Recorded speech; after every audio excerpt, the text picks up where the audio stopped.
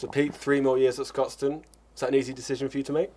Yeah, absolutely. I think I've loved my time here. I love the club. I'm really passionate about playing my rugby in Glasgow, and now when the club came to me, it seemed like a no-brainer. I think we're going places. It's summed it up this year. Us making the quarterfinals for the first time, and obviously there was a bit of indecision early on with Gregor leaving and things, but as soon as we signed up Dave Rennie, it certainly made it a lot easier. That win against Leicester and progressing really cements Glasgow as one of the best 8 teams in Europe this season and going forward.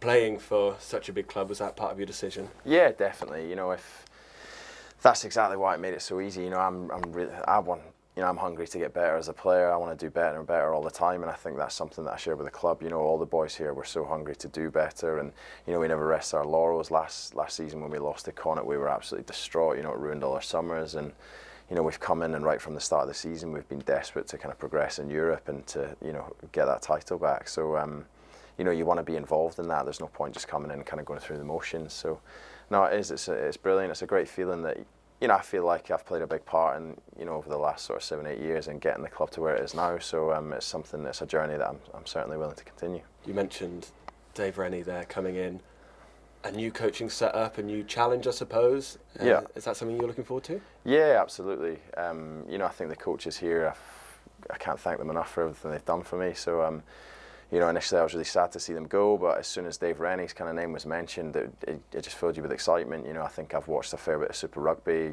I've always watched the Chiefs. They're a great team, and it's really exciting that Dave's coming over. He plays a brilliant brand of rugby. It seems like all the players really play for him, and I'm sure we'll be the absolute same. Speaking of your time here, you're now one of the more senior players, part of the leadership group. You're excited by the future of Glasgow Warriors and those players coming through. Your brother, for example, who you can take under your wing. Yeah, definitely. It's kind of this time of year when a lot of the sort of more senior players are through at Scotland that it is great to see the young guys coming through and really stepping up. So we've got a massive few weeks as a club, but I think it's, like you said, we've got such exciting talent coming in that I think we're in a good place. Obviously, it'd be brilliant if my little brother kind of gets something next year, and if he's around as well, I love having him about. I think he's doing really well, so fingers crossed he keeps on progressing. It'd be great to play with him one day. So yeah.